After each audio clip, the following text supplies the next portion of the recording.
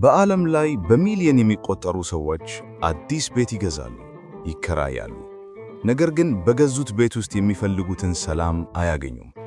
በሌላ በኩል እንዲሁ ብዙ ሰዎች የተመኙትን ሥራ ያገኛሉ፣ ነገር ግን ሥራው የጭንቀትና የውድቀት ምንጭ ይሆንባቸዋል። የምነግራችሁ እውነት ምናልባት ሊያስደነግጣችሁ ይችላል፣ ነገር ግን የምንፈልገው ነገር ውስጥ በአካል መግባትና በመንፈስ መግባት የተለያዩ ነገሮች ናቸው።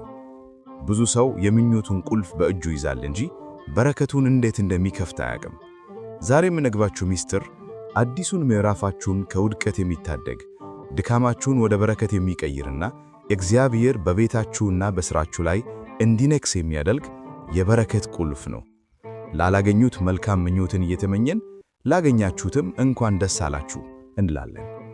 አዲስ ቤት መግባት ወይም አዲስ ሥራ መጀመር የአንድ ምዕራፍ ማብቂያና የሌላ ብሩህ ተስፋ መጀመሪያ ነው። ነገር ግን ይህ ጅማሬ በሥጋዊ ደስታ ብቻ ታድሮ ከቀረ በረከቱ እንደ ጉም በኖ ይጠፋል። ቤተ ክርስቲያናችን እና ጥንታውያን አባቶቻችን ለእንዲህ አይነት አጋጣሚዎች የሚሰጡን ታላቅ መመሪያ አለ። ይህ መመሪያ በስነ ልቦናው ዓለም ካሉ የባለሙያ ምክሮች ጋር ተዳምሮ ሕይወታችሁን በጽኑ መሠረት ላይ ይገነባዋል። የመጀመሪያው የቤቱን መንፈሳዊ ባለቤት መወሰን። አዲስ ቤት ሲገቡ የመጀመሪያው ሥራችሁ የቤት ዕቃ ማስተካከል ሳይሆን የቤቱን መንፈሳዊ አየር ማስተካከል መሆን አለበት። ቤተ ክርስቲያን ሲመረቅ እንኳን እንዲሁ ዝም ተብሎ አይቀደስበትም። የምርቃት የጸሎት ሥርዓት አለው። አንድ ሰው እንዲህ ሆኖ ነበር። ለብዙ ዓመታት የለፋበትንና በከፍተኛ ወጪ የገነባውን ዘመናዊ ቪላ ጨርሶ ገባ። ቤቱ ለዓይን ይማርካል፣ ዕቃዎቹ ውድ ናቸው። ነገር ግን ሰውየው በገባ በሳምንቱ እንቅልፍ አጣ። በቤቱ ውስጥ ጭንቀትና ጭቅጭቅ ነገሰ። ቤት ሳይሆን ሲኦል ነው የገባሁት ይል ነበር። በመጨረሻም አንድ መምህር ለመሆኑ ቤቱን ስትመርቅ ጸሎት አድርገሃል ብለው ጠየቁት። እርሱ ግን በግብዣና በጭፈራ ነበር የጀመረው። መምህሩ መክረውት ካህናትን ጠርቶ ጸሎተ ወንጌል አድርሶ ቤቱን በጸበል አስባርኮ የቅዱሳን ስዕላትን ሰቅሎና ቅዱስ ዕጣን አጥኖ በቤቱ ውስጥ የእግዚአብሔርን ስም መጥራት ሲጀምር ያ የነበረው የጭንቀት መንፈስ እንደ ጢስ በኖ ጠፋ። ዛሬ ያ ቤት የሰላም ማረፊያ ሆኗል። ይህ ታሪክ የሚያስተምረን ትልቅ ቁም ነገር አለ። አዲስ ቤት ሲገቡ ቅድሚያ ለፈጣሪ የሚሆን የጸሎት ጥግ ያዘጋጁ። ያ ቦታ የቤቱ የኃይል ምንጭ ነው።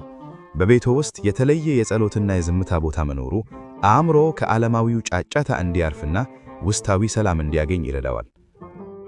ሁለተኛው ቁልፍ የሥራ ቦታ ተአማኝነትና ትሕትና። ወደ አዲስ ሥራ ሲገቡ በረከቱን የሚወስነው የእውቀቱ ጥልቀት ብቻ ሳይሆን የልቦ ቅንነት ነው። ሥራ መጽሐፍ ቅዱሳዊ ትእዛዛትን መፈጸሚያ መንገድም ነው። አባቶቻችን ሰርቶ መብላት በረከት ነው ይላሉ። አዲስ ሥራ ስትጀምሩ በመጀመሪያው ቀን በልባችሁ ጌታ ሆይ ይህንን ሥራ የሰጠኸኝ አንተ ነህ፣ አንተን የማገለግልበትና ለወገኖቼ የምጠቀምበት አድርግልኝ ብላችሁ ጸልዩ። በሙያችሁ ስኬታማ የሆኑ ሰዎች እንደሚመክሩት በአዲስ ሥራ ላይ የመጀመሪያዎቹ 90 ቀናት ወሳኝ ናቸው። በዚህ ጊዜ ውስጥ ሁሉንም አውቃለሁ ከሚል ትዕቢት ይልቅ ለመማር ዝግጁ ነኝ የሚል ትሕትና ይኖራችሁ። አባቶቻችን ትሕትና የጸጋዎች ሁሉ እናት ናት ይላሉ።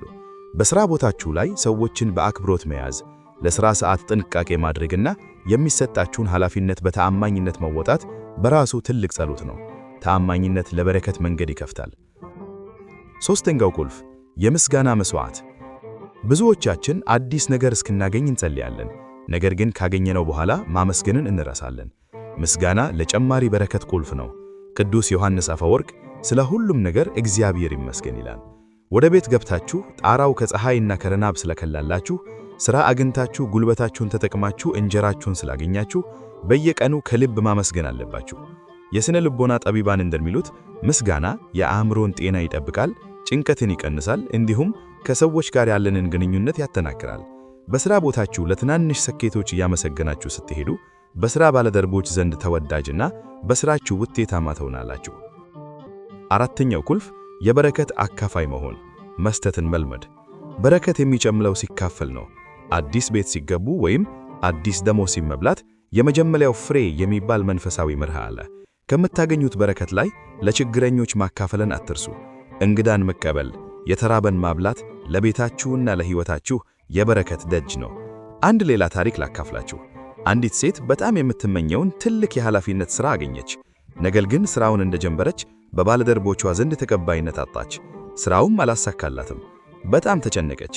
አንድ ቀን ወደ አንዲት ጥንታዊት ቤተክርስቲያን ሄዳ በሱባኤ ስትጸልይ አንድ መነኩሴ እንዲህ አሏት፣ ልጄ ሆይ ስራችንም ብቻ ሳይሆን ደሞዝሽንም ባርኪው፣ ከመጀመሪያው ደሞዝሽ ላይ ለቤተ ክርስቲያንና ለምስኪኖች አካፊ። እርሷም ይህንን አደረገች። ከዚያ በኋላ የሆነው ነገር አስደናቂ ነበር። ምንም እንኳን ፈተና ባይጠፋም በሥራ ቦታዋ ላይ የነበረው ጣልቻ ወደ ፍቅር ተቀየረ። አእምሮዋ በሐሳብ ረክቶ ሥራዋን በብቃት መወጣት ጀመረች።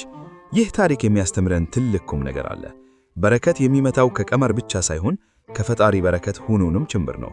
መስጠት በረከትን ያበዛል እንጂ አያጎድልም። አምስተኛው ቁልፍ ሰላምን መጠበቅ።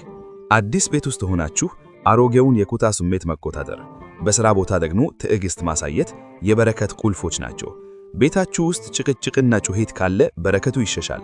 ቤታችሁን ለመላእክት ማደሪያ ያድርጉት። በሥራ ቦታችሁም ቢሆን ራሳችሁን በመጠበቅ የሰላም ሰው ሁኑ። ወሬን፣ ሐሜትንና ደባን ራቁ። በክርስትና አስተምህሮ ሰላምን የሚፈጥሩ ብዙሃን ናቸው ተብሏል። የሙያ ስነ ምግባር ባለሙያዎች እንደሚናገሩት በሥራ ቦታ ስኬታማ ለመሆን ኢሞሽናል ኢንቴሊጀንስ ወይም ስሜትን መረዳትና መቆጣጠር ብቃት ወሳኝ ነው። ሰዎችን ይቅር ማለት፣ በትዕግስት መስማትና ለችግር መፍትሄ መሆን ለበረከትም ለስኬትም መሠረት ነው። አዲስ ቤትና አዲስ ሥራ የእግዚአብሔር ስጦታዎች ናቸው። እነዚህን ስጦታዎች ለመጠበቅ ግን የሚከተሉትን ነጥቦች በልባችሁ ይዙ። የመጀመሪያው ቅድሚያ ለፈጣሪ፣ በጸሎት ጀምሩ፣ በምስጋና ጨርሱ። ተአማኝነትና ትሕትና፣ ሥራችሁን እንደ አምላክ ትእዛዝ እንደመፈጸም ቁጠሩት። በረከትን ማካፈል፣ መስጠት በረከት ምንጭ መሆኑን ተረዱ። ሰላምን መዝራት፣ ቤታችሁንም ሆነ ሥራችሁን ሰላምን ማዕከል አድርጉት። ተወዳጆች፣ በረከት የሚለካው በቤቱ ስፋት ወይም በደሞዙ ብዛት ሳይሆን በውስጡ ያለው ሰላምና በፈጣሪ ጥበቃ ነው። አዲሱ ቤታችሁ የደስታ፣ አዲሱ ሥራችሁ የብልጽግናና የበረከት እንዲሆንላችሁ የልብ ምኞቴ ነው። እግዚአብሔር አዲሱን ጅማሬያችሁን ይባርክላችሁ። ልዑል እግዚአብሔር ሆይ መግባታችንንና መውጣታችንን ባርከን። አዲሱን ቤታችን የመላእክት ማደሪያ፣ የሰላም ማረፊያ ያድርግልን። በጀመርነው ሥራ ላይ በረከትና ስኬት አፍስስብን። እጆቻችን ከክፋት ይልቅ ለምስዋዕት፣ ምላሻችን ከሐሜት ይልቅ ለምስጋና ይተጉ። አዲሱ ምዕራፋችን ከጭንቀት የራቀ በአንተ ጥበቃ የታጠረ ይሁንልን። አሜን። ምስጋና ይሁን አንድ አምላክ ለሚሆን ለአብ ለወልድ ለመንፈስ ቅዱስ ዛሬም ዘወትርም ለዘላለሙም አሜን።